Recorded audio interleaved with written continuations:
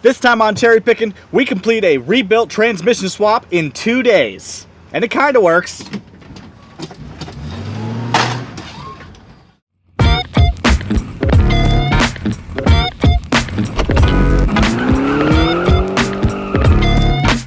That's right, welcome back. Today we are doing a transmission swap on my big beautiful boat we call Stray Cat. This 1966 Ford Country Sedan station wagon has had a long, hard life, even before I got it.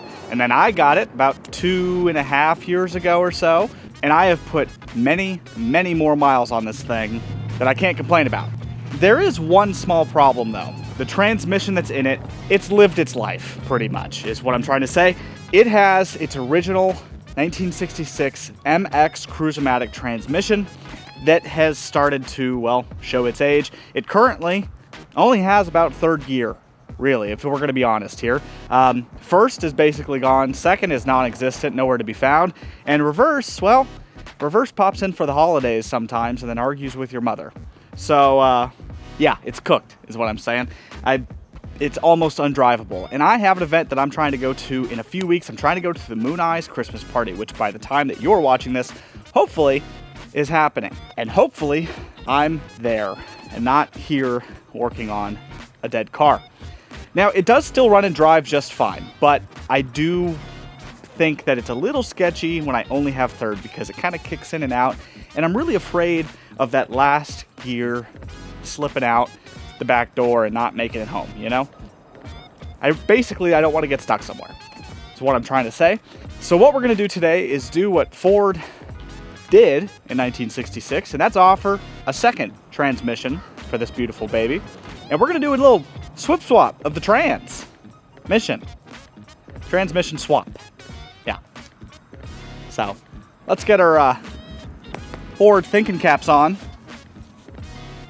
and let's do a trans swap. Now, let me start by showing you what exactly is part of the problem. Let's move the car and you'll see.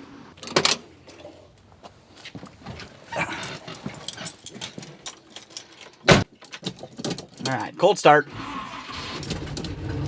Starts right up. So, oh, hang on, one more time. She's a little cold-blooded.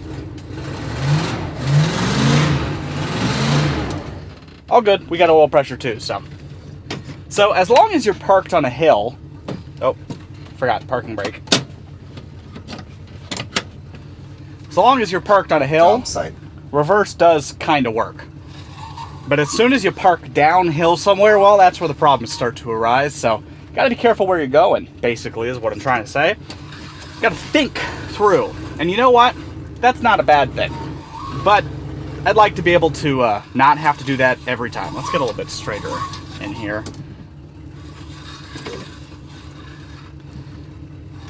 All right, and this thing's 17.5 feet long, literally. So we definitely want to, you know, that's better.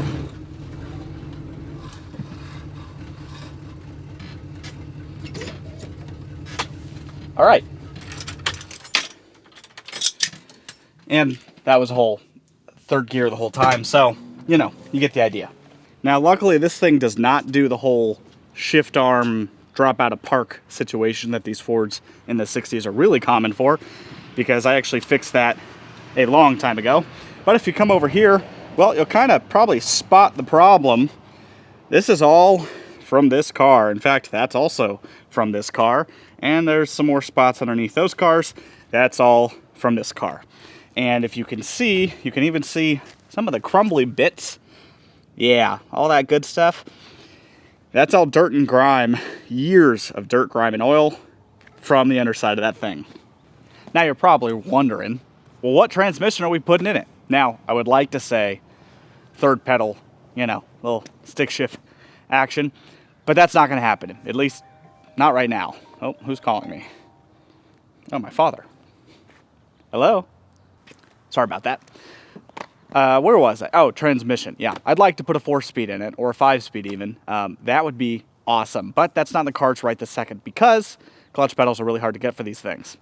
And I stupidly let one go that I probably could have had for virtually free. But that's okay, because we're gonna do what I intended to do basically since I got this car. It's been 2.5 years, and from the beginning, I've kind of known what transmission I was gonna put in it because, well, let me show you. Beep, beep, beep. Coming in.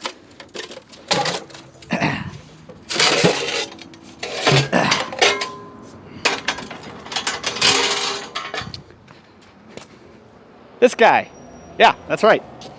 This is a C6, in case you couldn't guess it.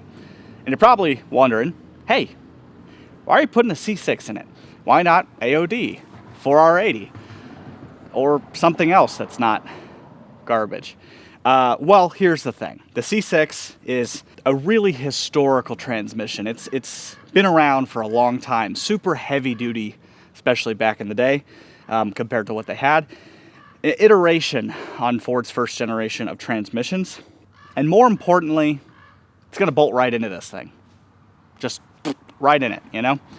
Because, in case you didn't know, C6, 1960, C6, 1966. This puppy came out for the 1966 model year, which is why it's called a C6. And my wagon is a 1966, which means my wagon was made and engineered with the intent of this transmission being able to be optioned with it, which is exactly why I'm choosing this transmission. All right, let's take a seat here. And, you know, even though it's a chilly December morning, it's actually starting to get a little hot and warm on me. So, oh, completely missed on the ground. Whew, much better. So, let's learn a thing or two about Ford automatic transmission. This is Quick Ford Tips with Aaron.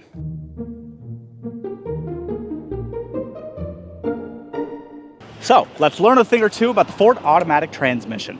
Now, to understand how we got to the C6, we've got to go all the way back to Ford's first automatic transmission offerings. Now, up until the early 1950s, Ford only offered a manual transmission in all of their offerings, until 1951 when they contracted BorgWarner to create their first Ford-specific automatic transmission known as the Ford-O-Matic.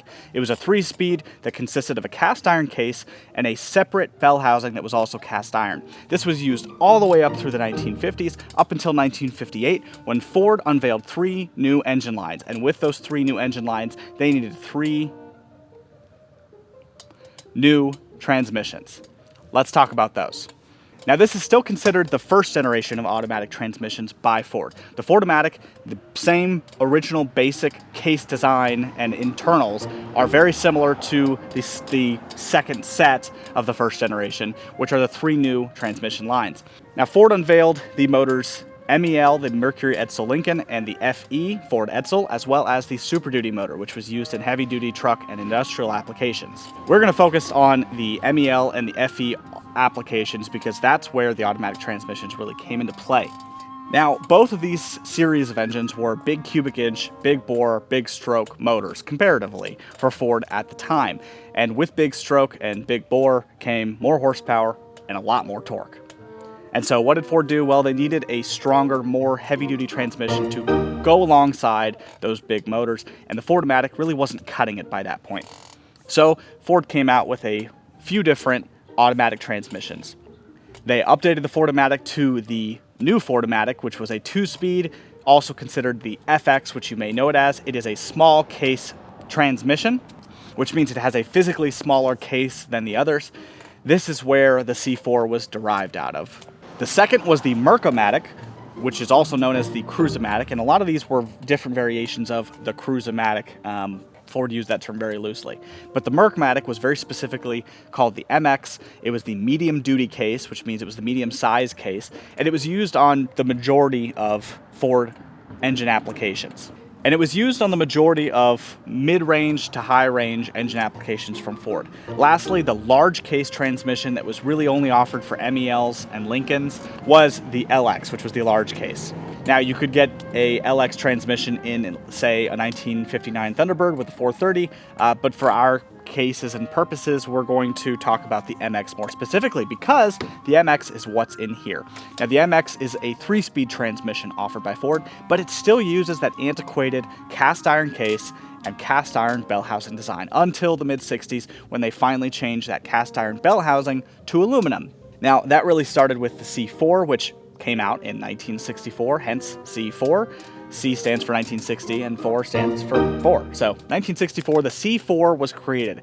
It was a 3-speed transmission using the small FX 4-matic case size, more importantly an aluminum bell housing. Still multi-piece. Now the C4 was a great transmission, but it was still not exactly strong enough to handle the big cubic inch high torque power that the FEs created. So FEs still stuck with MXs almost the entirety from the late 50s through the mid 60s. Now by 1965, Ford realized that the MX was not cutting it, and it was starting to get a little bit long in the tooth, and it was a very antiquated design. It was heavy, the actual design aspects weren't as good, and they leaked really bad. Ask me how I know.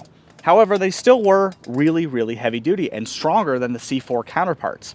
So what did Ford decide to do? Well, they realized they needed to build a brand new transmission for their second generation automatic transmissions, and they came out with this for the 1966 model year, the C6. Now the C6 was light years ahead of everything else they had made at that time, and specifically talking about Ford because it was the first time they had used an integrated all aluminum case with an integrated bell housing. Prior to this, all the bell housings were separate from the cases themselves, just like a manual transmission. You could separate the case from the bell housing, and then bada bing, bada boom, transmission's out. Well, Ford realized there's no need to do that. And if you make the entire thing out of aluminum, you save a lot of weight. A lot of weight. Now, besides the fact that there was the engineering marvel of making a giant aluminum case for a transmission, they also upgraded the internals quite a bit.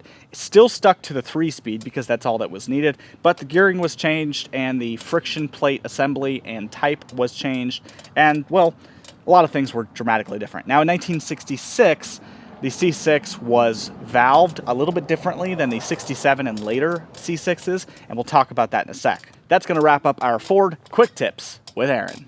Now also, the very important factor to know about C6s and the Cruise-O-Matic transmissions is up until 1966, Ford used what was called the dual range transmission. Now, the first generation of the C6, the valve body is different because it was still considered the dual range transmission. Now, dual range basically is Ford's term for a second gear start transmission, where you may know it as the green dot transmission. And that basically means that on the shift indicator, you have park, reverse, neutral, then you have a small white dot, and then a big green dot, and then your low gear. Now that was used up until 1966, and Ford realized that was a terrible idea. So in 1967, they came out with the different design valve body, which they call the select shift transmission. Now the select shift is a traditional transmission style that you know, where it is park, reverse, neutral, drive, 2, 1, or low. Low, second gear, drive. That's what Ford moved to, and so the 66 C6s, that's kind of why they're slightly different, because the valve bodies are different in order to accommodate for that slight brain tweaking, starting with the second gear start rather than just drive being the start gear. So, what do we have here? I have a 1967 C6 transmission that I bought completely on a whim, like you saw in last week's video, with a whole bunch of other parts. Now, the reason I bought this, and actually this was one of the big reasons we even went back there to buy engine parts, was because the guy told me it was a completely rebuilt transmission. Now, when was it rebuilt? I have no idea. Do I know that it was actually rebuilt? Do I have any receipts to prove that it was rebuilt? No, I don't. I have no clue. Going off of a man's word. And that's really all we need, isn't it? So, now that we know all about the 1966 C6 and the way that Ford made it, hopefully that helps you give a little bit more sense into why I'm using this transmission on this car. And if it doesn't, it's because in 66 you could get either an MX or a C6.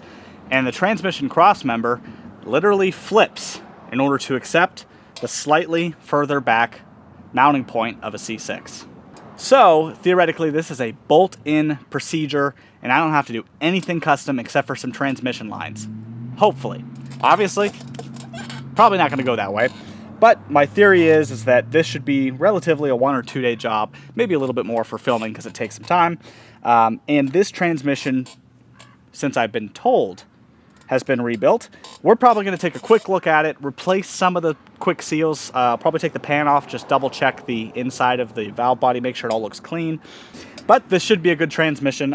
It's better than what I've got, because I was going to put some random transmission I've had sitting outside for 20 years. Hope it worked and hope the friction discs were any good. This one, at least I've been told it's rebuilt, and it does look relatively clean. It looks pretty nice, and it has a torque converter and a flex plate in it, which I won't need the flex plate, but I do need the torque converter. If you're doing this swap at home on your 66, the flex plate and the block plate are the same from the C6 to the MX. You can swap them out. Now, I've been stalling for about an hour and a half, 2 hours at this point, filming and whatnot, and now I can't really stall anymore because I've just got to suck it up and do it. It's going to be messy, it's going to be nasty, so enjoy the ride. Now, we're going to start by taking out the old transmission and making sure everything is clean and clear, and get the old transmission cross member out, and the drive shaft out, and just everything out. So, basically, I have to take everything off the top end that I can reach first. Anyways, let's get into it. Enough talking.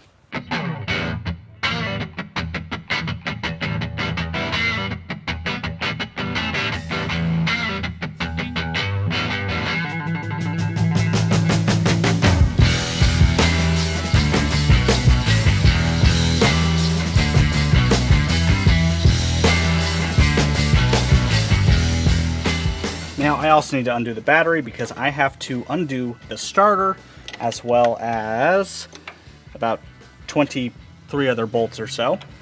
So basically, plan of attack, 6 bell housing bolts, 3 starter bolts, 4 inspection cover bolts, 4 torque converter bolts, 4 drive shaft bolts, 2 cross member mounting bolts for the transmission cross member, and 2 transmission bolts that mount to the cross member. And then it should come out. Easy peasy. Oh, speedometer, bolt, and gear. And probably the bolt that's holding the dipstick tube on. So. And probably the dipstick, actually, because I think that has to come off for this to come out. Let's get to it.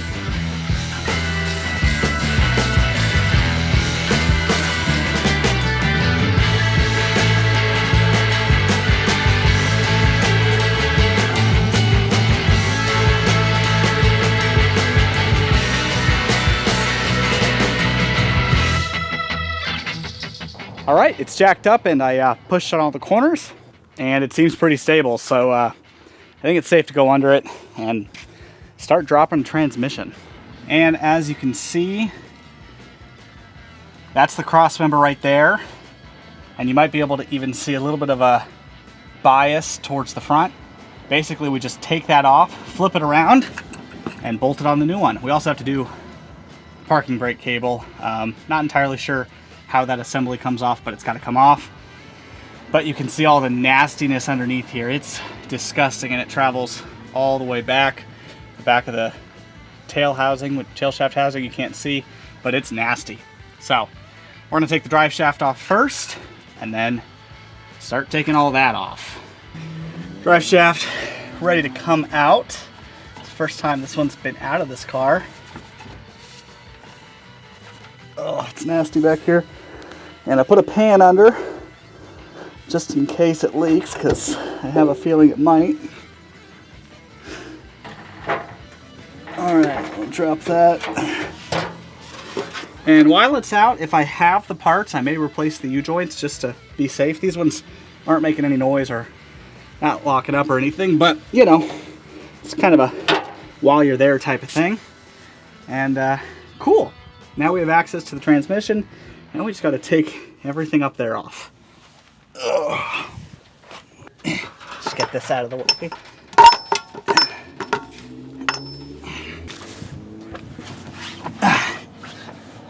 All right, well, now that we're under here, we can see how many leaks there are, so let's start taking everything off. We've got to undo all the linkage, got to take the inspection plate cover bolts off, undo the transmission lines, which are going to leak like crazy, undo the dipstick if I can, and then parking brake, speedo, bell housing bolts, transmission mount.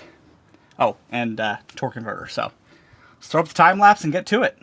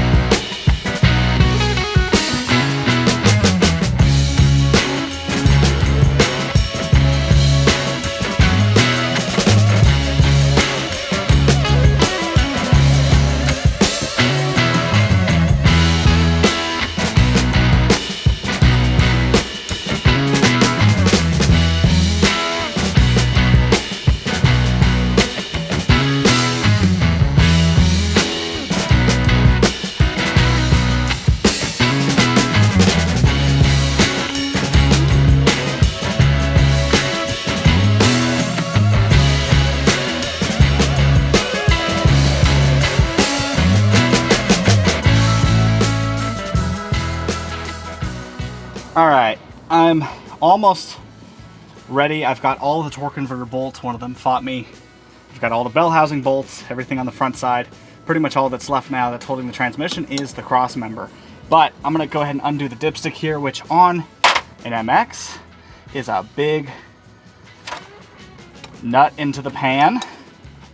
And I'm pretty sure I did fill this with fluid recently, so there's probably some fluid in it. Started to take it off and realized I probably should get a pan for it. So I've got an oil pan here because it's definitely gonna have some come out. I just don't know how much. Jeez, what is up with this?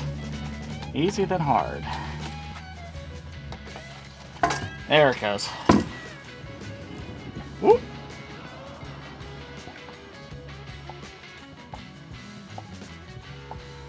That is dark fluid. Nice part about that is that will actually make the pan quite a bit lighter, or the transmission quite a bit lighter, so worth it to do. That is a lot of fluid though. And of course I got a bunch on the ground. Whew, all right, well, it's been a few hours. Some of these things took a lot longer than I expected it to. I wanted to have this done by like 12 o'clock and it's now 2 p.m. However, we are about to drop the transmission. A few things on mine. It was, you know, interesting to get some things off, saying the least. It was interesting, is what I have to say. My arms are killing me. My neck is killing me. My legs, my abs are killing me. A lot of crunches. You know, a fella's not used to those. And of course, I just ate some food just now, so now I'm going to be even more tired. I don't know. Anyways, we are one bolt from dropping the transmission. Turns out, funny thing, the transmission mount that bolts to the cross member that's on the transmission normally has 2 bolts. I guess this isn't normal because it was missing a bolt and the other one was completely loose and I was able to undo it with my fingers all the way. So don't know what happened there. I don't see them coming loose necessarily, but hey, what can you do? Good thing we're changing it, right? And then the parking brake took a lot longer than I thought. It was just so covered in gunk, I couldn't even tell what was what. And so I just had to knock off all that grease and grime, and there's cat hair everywhere on everything. So, like I said, this guy is named Stray Cat for a reason. There's cat hair just bunched up in the grease balls, and it's kind of disgusting. But let's undo that one bolt and drop this transmission, because that is it. And then we get to clean up the new one and put that one in. All right. We are up. Oh, and there it goes. This cross member just dropped. So, should be able to take this whole thing. Oh, this is attached to this. See, again, so much grease and grime. How is this attached? Oh, it's just clipped in there. All right, slide that cross member out of the way. And we should be able to lower just a little.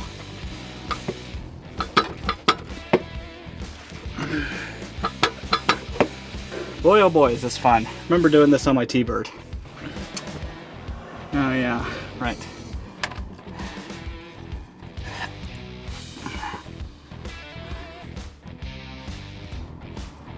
How did I forget about this?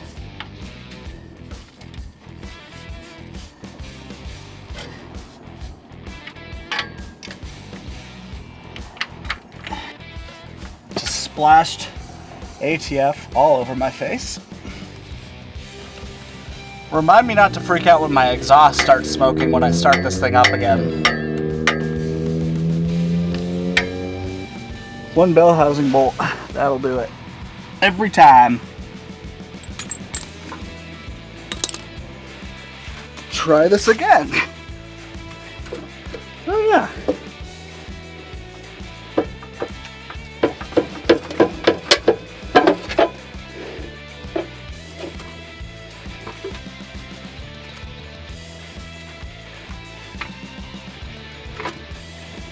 There you go. There's how you drop a transmission out of your 1966 Ford Galaxy or country sedan. Now we just gotta slide it out of here. So, yeah. Battery's about to die. I'm covered in oil and it's a great day. All right. Let's see. At some point, I'm gonna have to get this off the jack. So I guess now is as good of a time as any.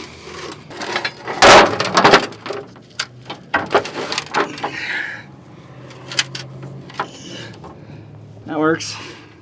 All right. Slide her out.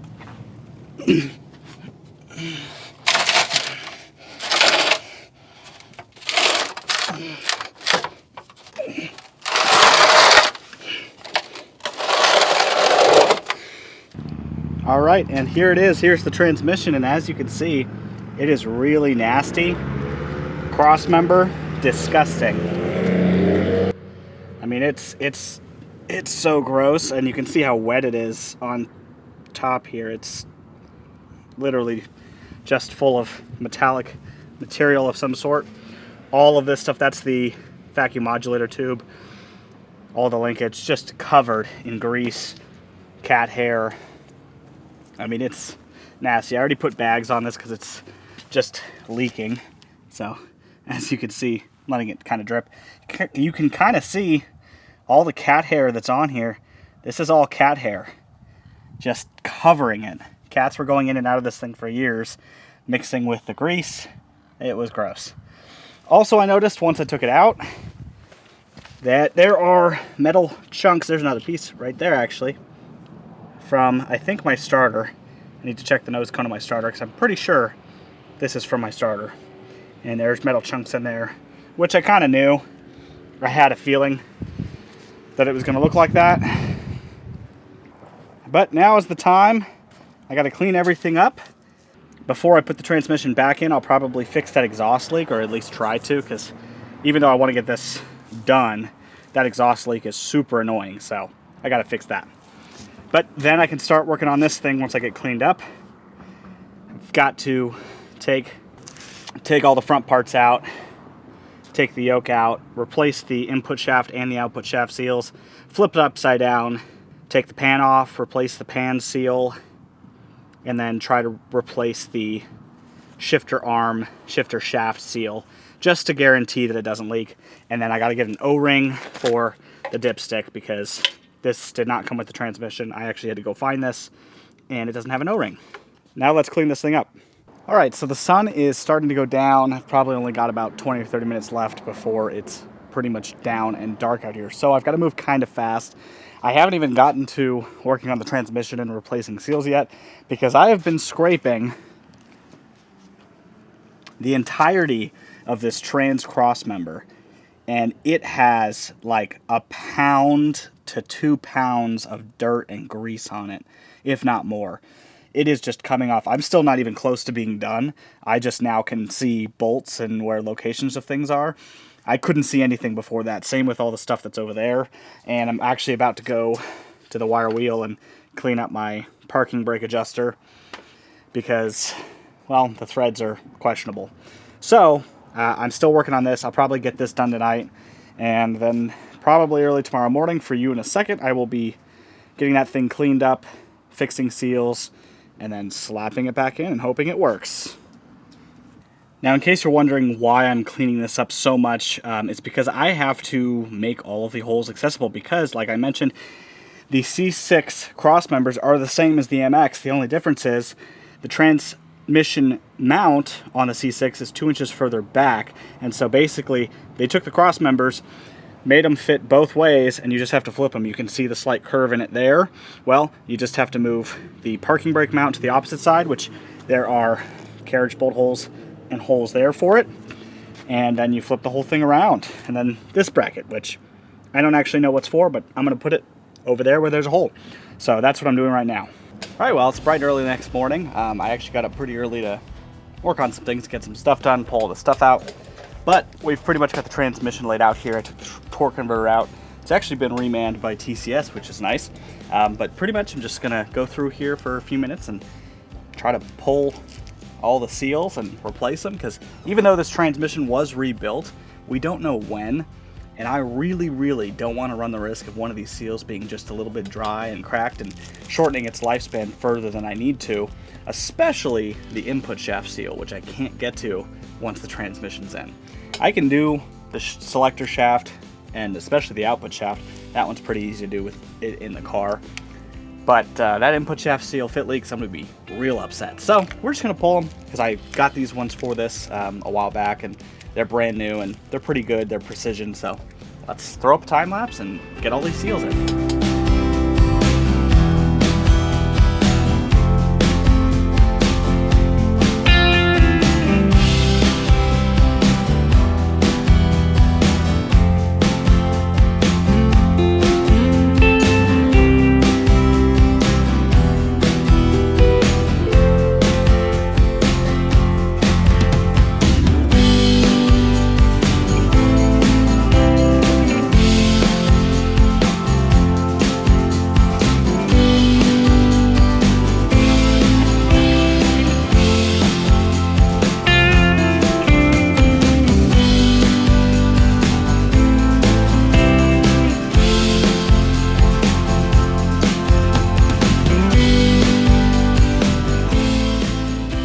Well, everything was going great,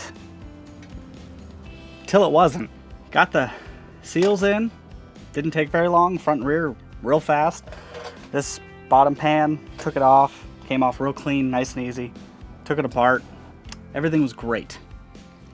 And then I went to tighten the kickdown linkage, and I guess I tightened it a little bit too hard because the kickdown lever broke its brazing off the rod, just cleanly right off. So everything was going really well up until that point.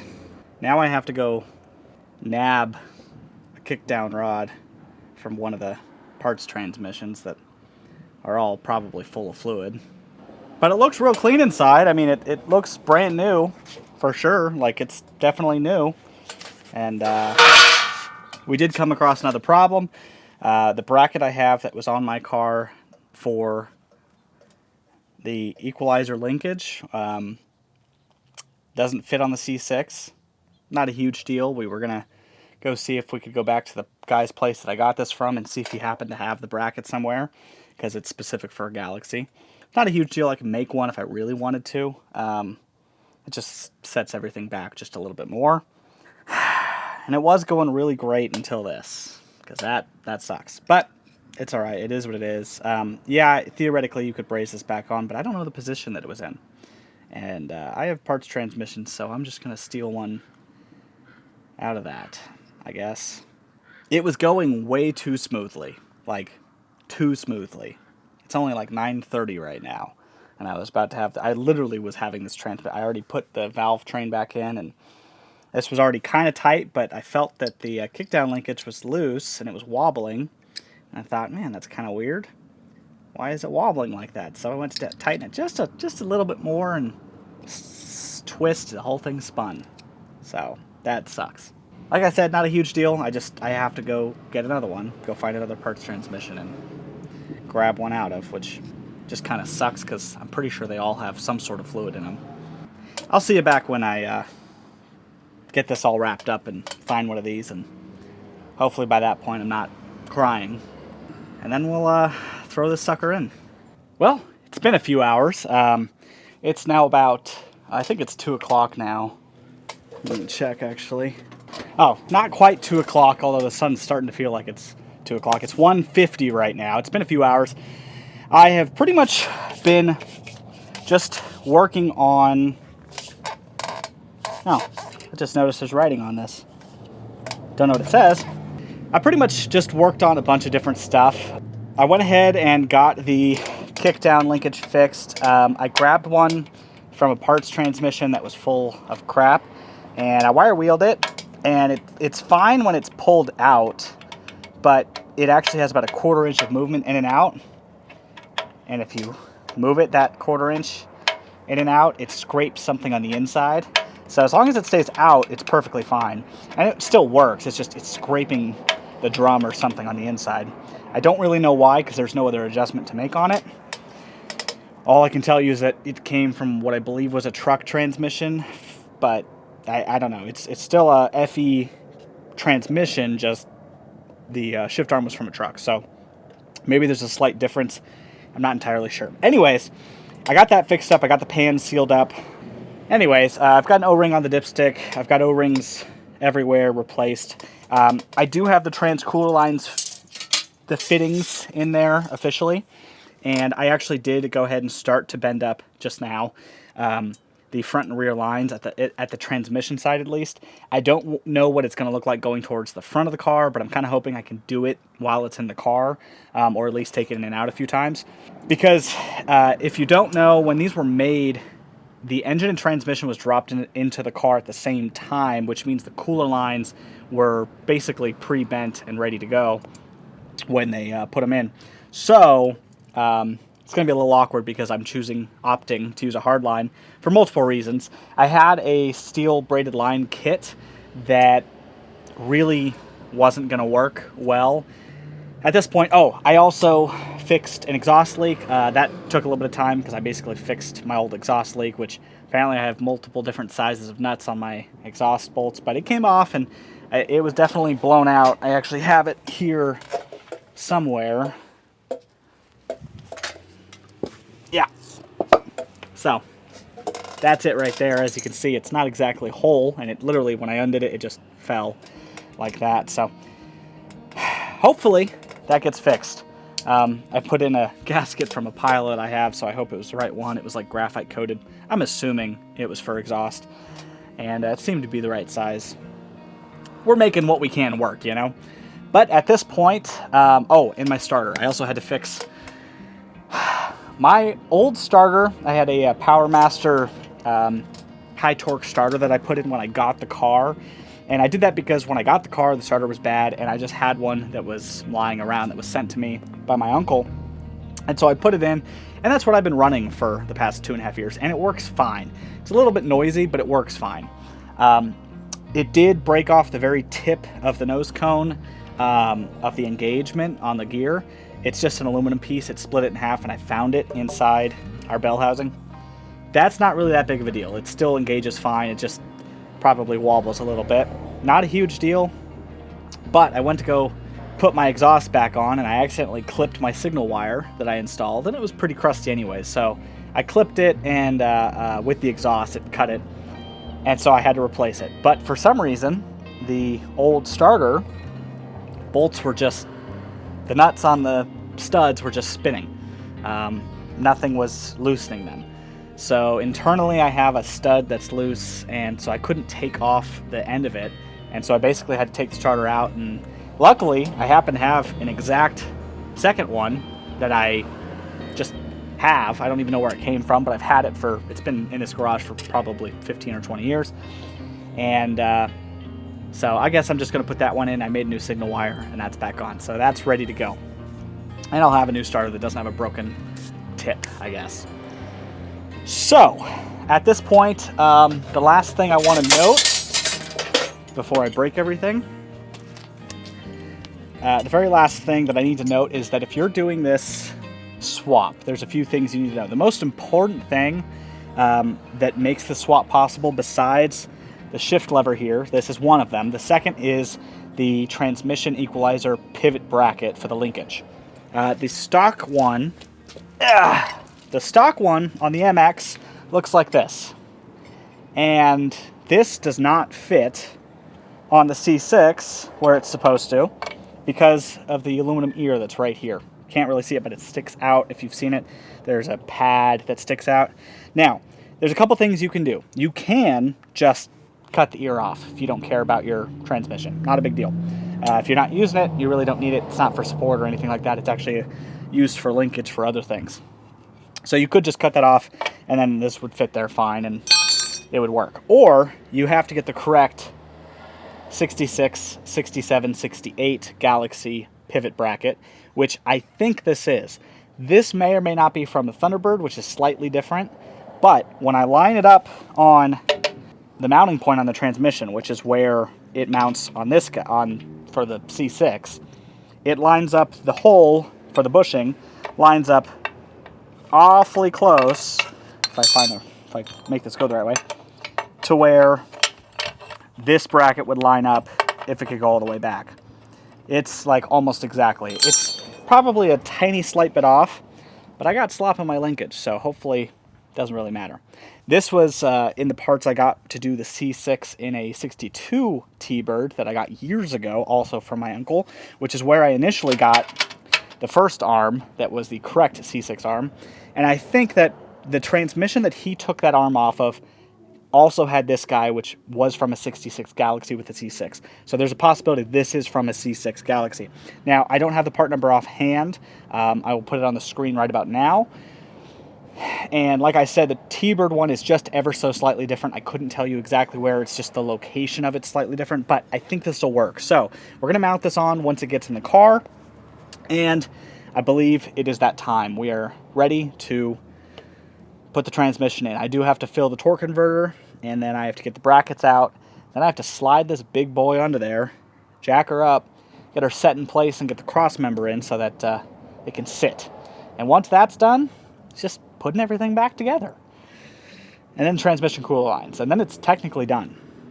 And then we hope that this rebuilt transmission is perfectly fine and takes the right fluid. I am going to be putting a Dextron Mercon mix. Old Ford transmissions. I need to sit back down. Old Ford transmissions use what's called Type F for Ford. And if your transmission hasn't been rebuilt, you still need to use Type F. However, if your transmission, your C6, or even your MX or other transmissions have been rebuilt within probably the last 25 or 30 years, you can use Dextron 3 or Mercon 4 as the replacement fluid, which is a lot easier to get. Still kind of hard to get, I've noticed, but easier to get than Type F. And I was able to buy 4 quarts of it at a time, thankfully, because this big boy needs about 12 quarts, 11 to 12 full, and it's completely empty. So I've got to put 2 quarts or so in the torque converter before I slide it in there, so it's not going in dry. And then once we get this in there, and I put the dipstick tube in, and I do the transmission cooler lines, because that has to happen before I fill it up, then I will, well, I'll start filling it. Anyways, I think that's pretty much it. So let's get this in the car and stop stalling. All right, before we do anything, we've got to put transmission fluid in this torque converter because it cannot go in dry.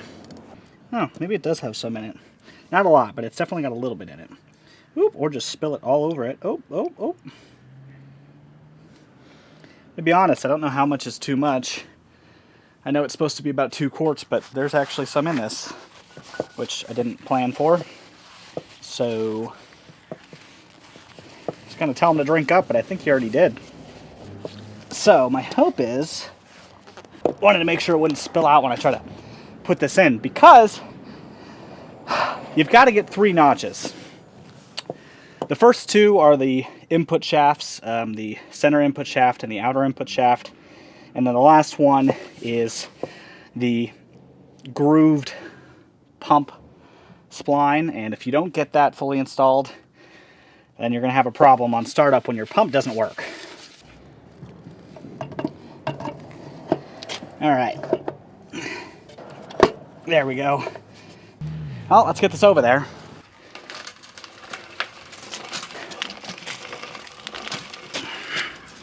All right, same thing as yesterday. I'm gonna put it on this metal pan to slide it in there.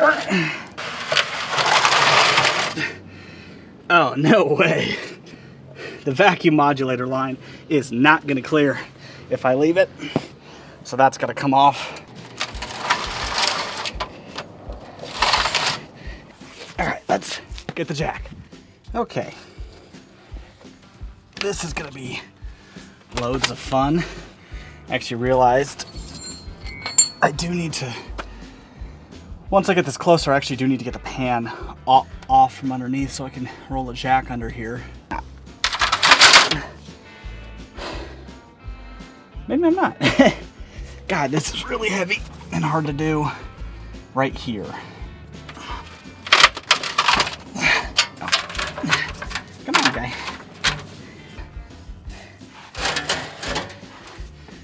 There we go. That's gonna be close enough. I'm using the drain plug. I'm feeling which one has the drain plug, which is right here. And I'm kind of clocking it to the best of my ability.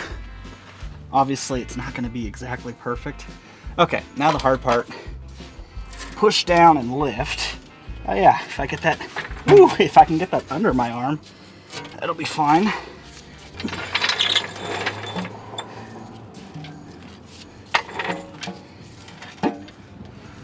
That's probably as close. Oh, you're probably so close to me.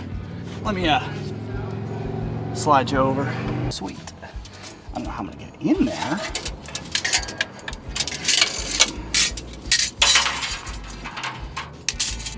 Might have to reposition once or twice to balance it, although it seems pretty balanced. I can't believe I got that. Yeah, it's pretty balanced. All right, yeah, go ahead and go up a bunch. It needs to go up like 1.5 feet. Okay, go up.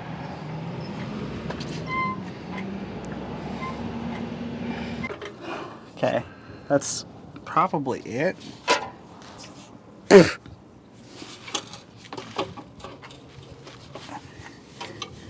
I can actually see that. Well, one dowel pin's in. All right, how far off? Oh, I'm really close. Now, I have to kind of tweak. Oh, I think I just got it. I think I just got it. I did just get it. Sweet. Starter nose cone is right there. I think it's because the starter nose cone is there, so it's just the one spot. Okay, I gotta remember, before I do the torque converter bolts, I need to make sure one of these or two of these on each side are tight so that the torque converter doesn't pull out. Oh, you know what, Ian? Can you jack it up some more? Now that I'm in, I realize the cross member has to, this thing was, I don't know, you didn't see it, I'm sure, but this thing was so nasty, covered in crap. I didn't clean the frame. I only cared about, okay, so it's been a little bit of time, but, not that much. I actually got this thing up and in. The hardest part was the trans cross member. My two frame extensions that it bolts to were spread out, so I basically took a come along and just kind of squeezed them in about 1/8 of an inch to 1/4 of an inch, dropped the bolts in, and it was fine. So I've actually got the trans bolted up. I've got 3 or 4 of the bell housing bolts in. I've got the entire driver's side completely tightened up right now because I could reach it. Tell you what, it's a lot easier to reach C6 bell housing bolts than it is the MX because the thickness of the mounting flange on a C6 is less than half the size of the MX. So it's a lot easier to get a hand and a wrench in there, which is nice. A few things though that I want to show you, but we got to go under the car to take a peek at this. First thing I'm going to show you is that I do have the bracket put on, and right now from up here, it doesn't feel tight. And the reason I'm explaining that is because I'll show you when we get down here. I actually have to test the linkage because it's not bolted on yet. It's sitting right there. I just got to get under here, which is a huge pain in the butt. Now, okay, we're under the car now. So I got this bolted up. And if you can see, this is the rod that comes from off of the steering column. And you probably can't tell on camera, especially because it's so dark, but it is actually cocked a little bit forward. It actually fits perfectly in this bracket, which concerned me because I thought I would need a plastic bushing and then it would be loose. It actually fits perfectly in the metal bushing that's in there, so I'm not even going to deal with it. However, I do have one concern, which is the distance of the linkage here. Luckily, Ford in 67 went to an adjustable linkage, and so I'm going to go see if I can find one, because I think I have one somewhere, and try to put that on, because the hard linkage that is provided, this guy right here, it's one size fits all. So the adjustable linkage might be where I have to go to. Anyways, my point is it's cocked a little bit forward, which means that it's slightly tilted, but it seems to shift just fine on the column. We'll have to see. It does mean that this bracket or this armature is just slightly bent, but honestly, with how much slop there is in general, I think it's fine. I still have to get the torque converter nuts on. I just was able to get my wrench on the front to spin it around and do those one at a time. And then once that's done, I just have to hook up the kickdown linkage, which is actually sitting right here, and hook that back up. I have to feed it through from the back and then do the bell housing bolts on the other side, and then put the new starter back on, and then put the drive shaft on, and then transmission cooler lines. That's going to be the very last thing. It's going to suck. I also want to mention this is now further back because the cross member itself is about 2 inches further back, which means that this bracket sits further back, and so the parking brake basically comes all the way to the end of the adjustment here. So I'm probably gonna have to either thread this rod some more, probably all the way to about 1/2 inch from the top to get it tight enough to actually have parking brake adjustment, or I might have to see if there's different cables because this is super loose. But cooler lines, the rest of the bell housing bolts, the starter, torque converter bolts. I do need to find an inspection cover, but I'm gonna do this linkage right now. Now the sun is kind of starting to go down, so I don't know how far I'm actually gonna get to this. I meant to bring the pick and I didn't. I'll at least just get this. That's the wrong side. Yeah, there is no way on earth that is reaching. We are about 1/2 inch. Now this does have this does matter a little bit because of the way it's designed. The throw is supposed to be basically perfect, and if it's not adjusted right and the throw is longer or shorter or less or more, it won't necessarily line up on the column. So anyways, first thing I got to do is go find the adjustable one. It needs to be about 1/2 inch longer than this. Actually more like a 3/4 of an inch. This would work if it was 3/4 of an inch longer. But this is what happens when you're putting things that belong, but with the wrong brackets that don't belong. Like I said, that bracket may be correct. There's actually an adjustment on the steering column side, which now that I'm under here, I might actually need to look at, because, oh yeah. Oh, maybe I just need to do that. All right, well, it's hard to tell on camera because it still looks pretty bright, but the sun is officially down and it is about to get dark. It's gonna get dark probably in the next 30 minutes. But I was able to get the linkage on under here. I actually ended up using some more of the T-Bird parts I have. I don't know if you can see it there, but you can kind of see the linkage going across. At least I hope you can. Well, you'll just have to take my word for it. There's linkage in there that goes from the pan across and then connects. But basically it's the 66 and up style where it's adjustable on the actual linkage rather than at the steering column. It like barely fits correctly.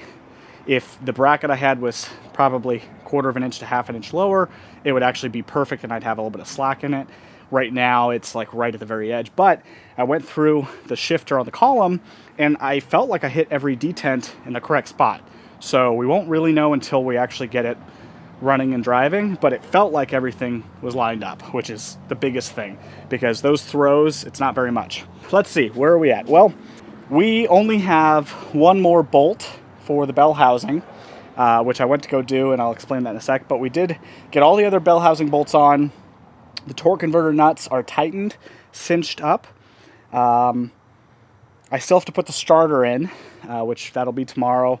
I have to do this last bell housing bolt, that'll be tomorrow. I got the transmission cooler lines bolted on and fed through, so I have to tighten them, but they're on. And they're bent good enough, and I'm gonna go ahead and bend them up here. I'm gonna do that right now before the sun goes fully down, because that's like the biggest thing, because I can't fill this thing up with fluid until that. But pretty much after those, I have to get a new line for the vacuum modulator because the new one's shorter, so I need a longer line, longer hose. And then I can put the drive shaft back in tomorrow, the starter tomorrow, the vacuum modulator line, and then the dipstick tube and this last bell housing bolt. Because the dipstick tube that I'm using, I don't even know what it's off of. It comes right up back here. Now before it came through here, you gonna focus? it came through here, but now it's back up there, as you can see, which, you know, I don't really care one way or another. This probably makes it a little bit harder to do my AC. I might change that in the future if I find another one that relocates it down here. But it goes off that top bell housing bolt. Unfortunately, I can't put it in because on my rear intake bolt, which I don't know if you can see down there, the rear intake bolt down there has a spacer because I have the correct bolt spacer so that all the intake bolts are the same size. So that is blocking the dipstick tube from sitting where it needs to sit, just barely. It runs right into the head of it. So I need to find the shorter intake bolt style to replace that long one with, and that will correct the dipstick tube situation. I'll be able to get that last bell housing bolt. The nicest part about all this is that the C6 swap has made it so easy to actually reach my bell housing bolts. Those MX bolts are so much further back into the firewall versus these ones, which fit perfectly. I did note, not all 6, I didn't even realize, not all 6 bolts are the same size for the bell housing. 5 of them are the same shorter style. 1 of them is still the long style, the same size as the MX, which is the right underneath the starter. There's an embossment on the C6 and it's just a thicker shank basically. So I had to reuse one of my old ones, not a big deal, but just something to note. So I will catch up with you either tomorrow or the next day. I do work tomorrow. I might get a little bit done, but for now, I'm gonna go ahead and just get these lines all bent up and hopefully attached before the sun goes down, and then I'll clean up and start moving things out of here. Well, it is a bright, beautiful morning. So good morning to you, or good afternoon, or good evening. But we're back, and well, I know I had just said that I was going to finish up the starter and filling the fluid and that stuff today, but, well, I couldn't help myself. You know, you get excited. So last night, in the darkness, only with the light that's above your head right now, I just kept on going. I finished the transcooler lines. Not exactly super pumped about the front side of things. It was hard to bend in the car, but the rear looks factory, so, you know, pat myself on the back for that one.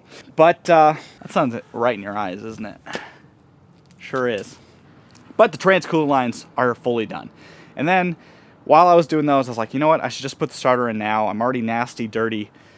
I should just get it in, bolt it up, make sure it's all good. And I did, and I put the new starter in. And what do you know? It's a lot quieter than my old one. My old one might have had a few issues. My old one's always been a little loud, you know, a little clunky. This new one's really quiet, so fixed another problem, I guess. And then I found a bolt for the intake bolt because it was one bolt, might as well change it. Swapped the bolt, took the old tall spacer one, the 68 and later. I found out 68 and later has the same size intake bolts all the way around, and the back two just have a spacer. The earlier ones are short.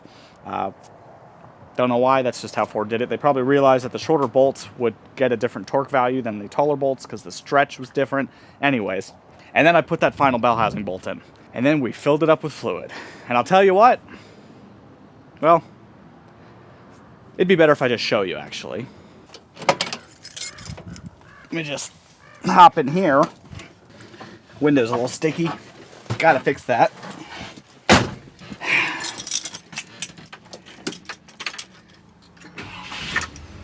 See how much quieter that was? You probably couldn't tell. I can tell. It's like silent compared to what it used to be.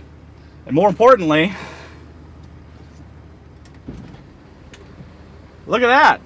We're moving. Currently reversing, which I didn't have before.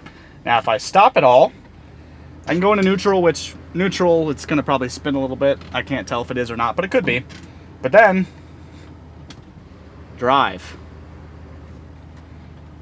And then, second gear drive, you know. And then, low. And they all line up on my shaft. That's one way to put it. So there you go. We got a working transmission. Now, we're not done yet. That was just me getting excited. You know. And my header leak's gone. Even better. It's now quiet. Now, that doesn't mean we're done. Oh, man, that thing's a monster truck right now. We still have a few short things to do before I can actually put it back on the ground. Most importantly, I have to fix the parking brake situation. Because we flipped our cross member around, the cross member has a U shape to it, and when you flip it around to use it for the C6, it actually pushes it further back. So the mounting bracket for the parking brake rod and adjuster is 2 inches further back. So there's not enough thread on my actual parking brake bolt adjuster thingy-mabob. So I've got a spacer I got to put on that. I'll show you that. And then I have to put the inspection plate cover back on it. And then finally, actually two things, not finally. I do need to adjust my neutral safety switch because it is just a hair slightly off, probably because it's old and the contacts are kind of gross. Hasn't really fixed itself, and it needs to be in the farthest right park position. So if you slam it all the way up into park all the way, like I like to, it doesn't always start. You have to pull it back down a little bit to start it. So I kind of want to adjust that. And then very lastly, but probably the most important, the linkage that goes from the equalizer to the transmission selector shaft, inside the selector shaft, it is just sitting in there. It is not being held in by anything but the plastic bushing for the 67 and later style, where it's a plastic bushing that clips to a specific cut in a rod. I'm using a 66 rod that uses like a cotter pin style, and so I actually have to cut the bushing off the back and put a cotter pin in it. So parking brake, inspection cover, linkage, and then neutral safety switch, and then we're taking this baby out for a ride. So let me get those wrapped up and let's go for a cruise. Welcome to my home, MTV Cribs. This has been my home for the past 2 days, and hopefully I'm moving out of here today. But we're on our parking brake adjuster, and as you can see, here's the rod. It is not threaded all the way down. Ford, apparently, according to the parts books, there was a part originally, but then for replacement, they just sold like a 12-inch long, fully threaded rod that you cut to length. Thanks, Ford. Couldn't do that in the first place. So we have to take our nut off real quick in order to get access. And of course, the parking brake cables are disgusting, so gloves. And this is what I'm going to be using as my spacer. This is a alternator bracket spacer, a factory Ford alternator bracket spacer from 460. Worth nothing, and about the length we need. It's like 2.5 inches, 3 inches long, and that's about what we need to space this bad boy out. Now the fun part is getting it tight enough. Oh no, actually that was easy. Oh, there we go. May not even need a wrench for this. And then we just tighten this bad boy up. Make sure it's in the right slot. I'm sorry. Oh, I grabbed the wrong one. Hang on. I'll be right back. Oh, in case you're wondering, yeah, a lift would be nice to do this. Lying on the asphalt's not exactly fun, but you know.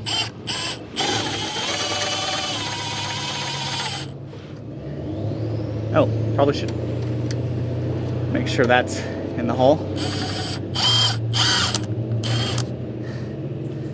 It's working. I don't actually know how tight I need to do it though.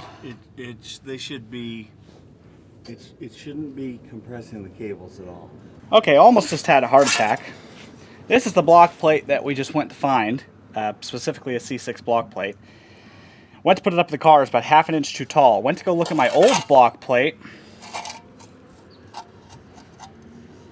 and bolt holes line up, but it's about 1/2 inch shorter. So, guess I got lucky there, but I have to put this block plate in and it's nasty. So I'm going to scrape it off and then I'll put it in. Well, I guess this is a 65 or 66 block plate. You probably can't see, but there's a part number right there, C5AP-7986-E. So, there you go. There you go. There's the part number. All right. And that's everything. So now we can lower the car down. They ended up having to cut the bushing on both sides and just keep the center bushing part. So hopefully that works, but the cotter pin, it was tight. So hopefully now we can lower this guy down for the final time after 3 days, or 2 days, however you want to math it, and take it out for a test drive. So let's do that.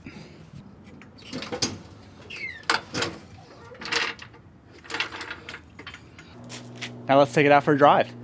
As you can probably tell, I'm not wearing the same clothes I was a second ago, and that's for a good reason, because time has passed. It has been a day since I had just said, let's take this thing out for a drive, because I had to wrap it up and go somewhere, which means that I took this thing for a drive. And, well, I'll just tell you, it works, which you'll see in a moment. Cold start. Starts right up. Pretty nice. Much quieter, too. The new starter's a lot quieter. So, let's talk about it, because there's some good parts and then there's some not so good parts. I'm gonna let this guy warm up a little bit because it's cold, because it's early morning the next day. So when I went and took this thing out for a drive, the transmission worked, so to speak, and you'll see that in a sec. But there was one issue that I ran into, and so I drove it around pretty much all day yesterday, and I was kind of hoping it would fix itself. Never really did, and we'll talk about that, and maybe it'll be fine. But so far, everything's good. We got the parking brake adjusted, we got the shifter shaft pinned. I actually ended up having to cut the bushing on both sides, no big deal. But pretty much, all right, let's see if it's cold enough now. All right, so we can put it in reverse. And look at that, we got reverse. Like a good reverse, actual reverse. Now my old transmission never really had reverse, like ever. It just wasn't a thing. You basically had to park uphill almost anywhere, or at least completely flat, because if you parked at any slight of downhill, you weren't going anywhere. So currently we're in neutral, and yep, it's in neutral. Now I'm gonna put it into what my car would consider second drive, small white dot drive. There's big green dot, small white dot. And what I noticed is when I tried to start driving this away yesterday,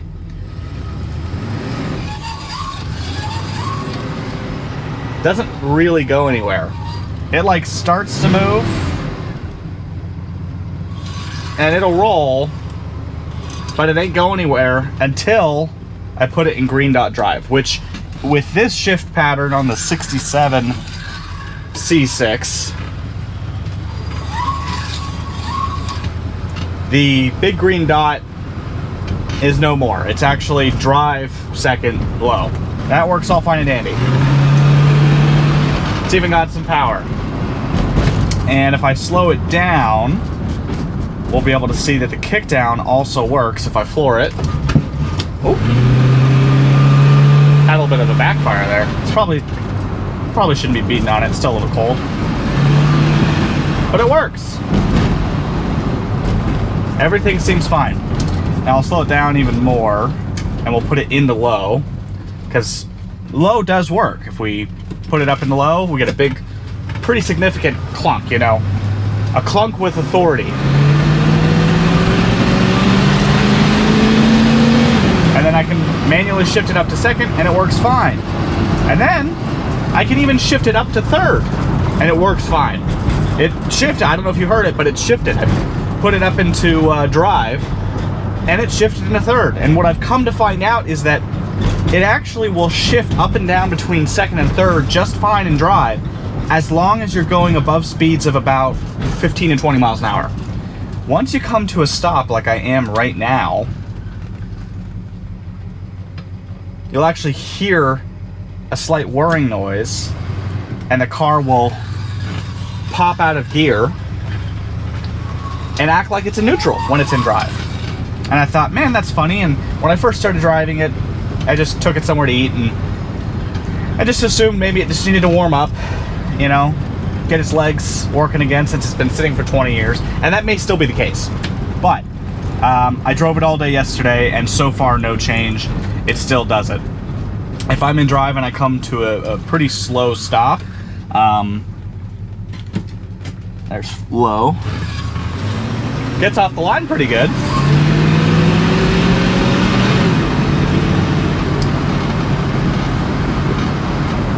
But I noticed that if I try to floor it when it's at low speed, it'll try to kick down to first, but it just goes to that neutral position or whatever it is. I'm not entirely sure. It's not exactly neutral, because I do feel the car shift somewhere. It just doesn't grab first.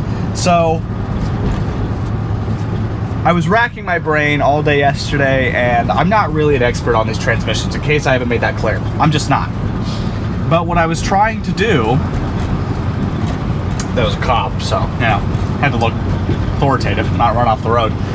What I was trying to do was figure out what possibly could cause low gear to work, because clearly the clutches are engaging. I can manually put it into low gear. It works in second shift. It just doesn't work in drive. And so I tried to figure out, well, what would that be? And so I came up with a few theories, and last night when I got home, I tried to test one of them because it was the easiest one. I started with the vacuum modulator. I assumed that my vacuum modulator might be bad.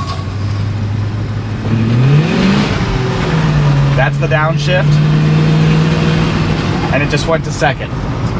So it was in neutral, you heard it rev up, and then it changed its mind. I had enough speed, it went to second after when I let off a little bit, and then it went to third. That's the issue I'm having. So I thought I'd change my vacuum modulator. I did that, no change. Turns out my old one was not bad at all. I thought it might have been because I thought I heard some hissing. Wasn't bad at all. Again, no shift into first. So, what I've come to figure out is that it's possibly one of two things. What is that noise? And then you hear it go into that whirring again, and nothing. See, now I can move forward a little bit. If I let off, it kind of idles through, just more like it's in neutral, not in anything else. Hearing a squeaking noise I don't like. Gotta readjust my parking brake too. Ignore that. So, two possibilities it could be. Oh, maybe it's my steering wheel that's making that noise.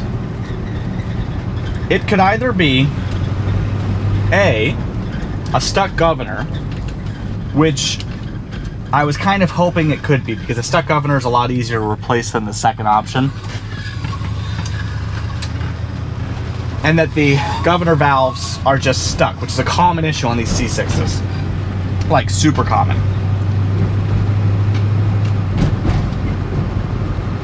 And one way to test that is by letting the car kind of coast at a little bit of speed, like say 20, 25 miles an hour, maybe a little bit less. I'll actually slow it down.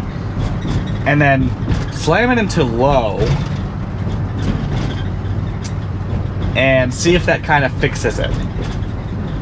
The thing is, at a certain speed, the governor basically tells the rest of the power circuits not to shift into low at any speeds above a certain amount.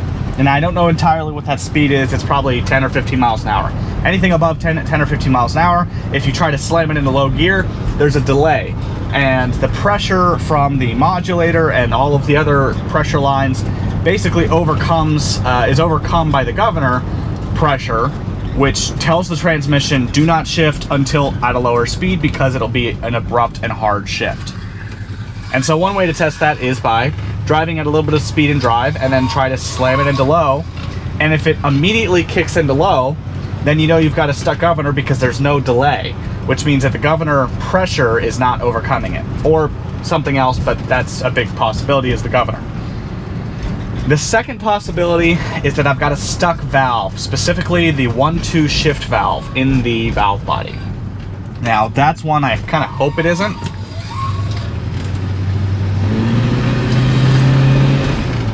Because then I have to take the valve body off and open it up and free up the piston, which could very well be stuck or put in wrong. Now, this transmission is rebuilt. It very clearly is rebuilt. And it seems to be rebuilt well, but it had been sitting for so long with this lube on it, this trans lube, that it's kind of grease-like, that I think it may have hardened up. So let's try it. I'm gonna get some speed. I'm in drive. I'm going about 25, so this might be a little violent, but I'm gonna throw it into low, and if it immediately shifts, then we probably have a stuck governor.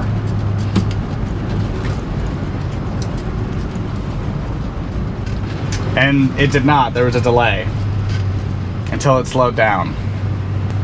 Cool. So, we don't have a stuck governor. At least, not right this moment. I'm kind of hoping that driving this thing around, giving it some heat cycles, will actually warm it up. That's part of the thing, too. So, I'm at about 25, 30. Throw it into low. Nothing. Till about 25, and then it kicks in. Actually, that was about 20. So, governor is most likely not stuck. There's one more test I can do. See, but that felt like first.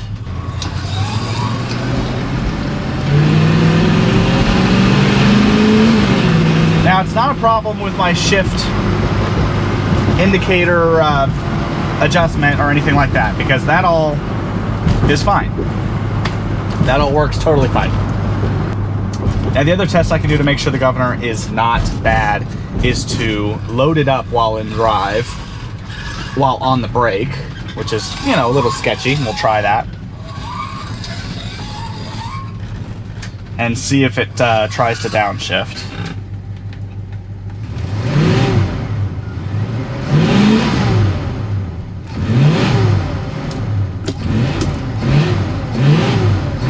Well, see, it tries to move, but it just immediately stops.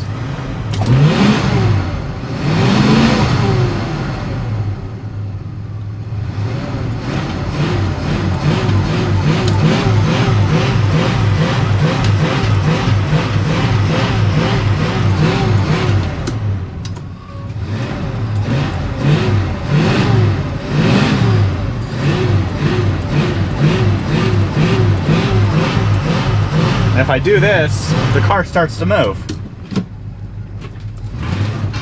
Then I put it in low and it works fine.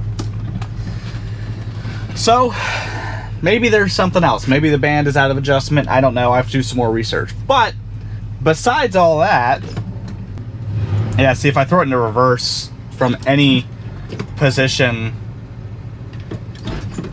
without going a little bit towards park first. But it works fine. So we'll just back this thing up and slam that sucker into park, which seems to work just fine. So, here's the thing. We'll turn this off. I bought this transmission for basically $300, okay? Now, cores are 150 to 200 all day, no matter what. This one was rebuilt. It was very clear when we opened it up. It was super clean inside. So clearly it was rebuilt. It was full of grease. All the seals were brand new. It just was rebuilt a long time ago. So something could have seized. If something wasn't greased super well, maybe it rusted. Hopefully not, but it could have. Because there was not fluid in the pan when I undid everything. It was completely dry other than some lube. And to be completely honest, didn't seem like a lot of lube in my opinion. But then again, too much lube's never an issue. Anyways, I can't complain for the price and for the fact that it took basically 2 days and a morning to do a complete tear out and install of this transmission with only a few minor hiccups. I really can't complain. And the transmission does work. If I want low gear, I have to start by shifting in low gear and then manually shift it from there. So, you know, just a little thing that I guess I have to deal with until I decide to fix it. Now, will it fix itself? It might. And I'm actually probably going to drive it for probably about a week or two because my body hurts. It hurts really bad from lying on the ground for 2 days straight on your back, lifting up transmissions. Even at my age, it's painful. I don't know how some of you older guys do it because I can't do it now. But I'm basically going to call it quits right there. I'm going to let it works. It does drive. I have all my gears. It stays in park. And it seems like it doesn't slip at all. It's very strong. My motor's not super strong. It's starting to really see the pitfalls of my stock 2-barrel 390 that has been converted to a 4-barrel, but still has a 2-barrel cam and springs, and yeah. That being said, we'll deal with the engine at another point in time. For now, the transmission works. I have a good working car. You know, I really probably don't have anything to complain about. But like I said, I'm going to drive it a while, see if it fixes itself. If it doesn't, well, you'll see me tear into it here on cherry picking. So let's go back outside. So, well, where does that leave us? Well, we've got a car that runs and drives now. We've got a transmission that does shift, just forcefully. We've got a car that runs and drives, so I can't complain about that. And it shifts in every gear. You just have to choose them, which is fine, you know, not a big deal. It's only a slight annoyance. I'd love to be able to leave it and drive and, you know, be able to move somewhere, a stoplight. And maybe it'll do that. Maybe it'll free itself up. Who knows? If it doesn't, for the cost of this transmission and doing this whole swap, which was virtually nothing in the scheme of things, I really can't complain, especially from where I was coming from. This guy has always had a very leaky transmission well before I got it. It probably leaked for the last 200,000 miles, judging by the look of it. You saw it. But that's okay. You know, it moves under its own power, and that tackles a huge, huge goal that I wanted to make happen for this guy. I have 3 main projects, as I mentioned in previous videos. One of them was the transmission, one was the AC and heater, and the other was general weather stripping and sound deadening, and just making it a little bit nicer. And one of those was tackled, and now the gears are turning. You know, I'm thinking about what's next, what I can keep doing to this thing, because now I'm looking at it going, be really nice with a cam in it, you know? Just hop it up a little bit, but where do you stop? You know, I'd love a 4th gear, maybe a gear vendors, who knows? Love a different rear end, posi, limited slip, who knows? But for now, it's a good driving car. It's my daily driver. It's old, reliable, and it works well. I can't complain. And now it's quiet since I fixed that header leak. So that wraps up this guy for now, I guess. I mean, there's whole bunches of other stuff that I'm going to do, little things. AC and the heater has got to happen because it's going to be really cold. Even though I've got this really nice 67-degree day here in mid-December in Southern California, it's actually kind of warm. I'm not always going to have this. Sometimes it does get cold. Now, I know it doesn't get as cold as wherever some of you come from, the 7th layer of hell or whatever, but here it can get cold, and, you know, kind of sucks to work on stuff or drive stuff without a heater, so I'd like that fixed. Anyways, enough rambling, enough gambling. We'll see you next time on Cherry Picking. Thanks for watching. If you like this video, be sure to let me know and let YouTube know. Leave a like, comment, subscribe even if you want to see more content like this. I appreciate you for watching, so thank you very much. And we'll see you next time. See ya. It's not leaking, is it? No. No leaks either. Plus.